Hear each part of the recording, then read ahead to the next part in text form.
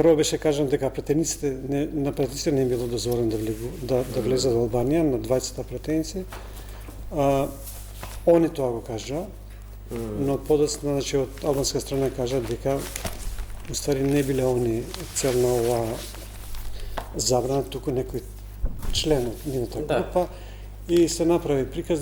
Ќе видиме, веројатно ќе се разјасни во тек на денот или утре. Поточно треба се прашат повторно пратениците, ако албанската полиција кажува дека они не биле задржани, зашто тврдат дека биле задржани. Значи тој дел треба да се разјасни за да нема вакви шпекулации, бидејќи да се вратат пратеници од граница без некоја причина, тоа би било навистина скандал.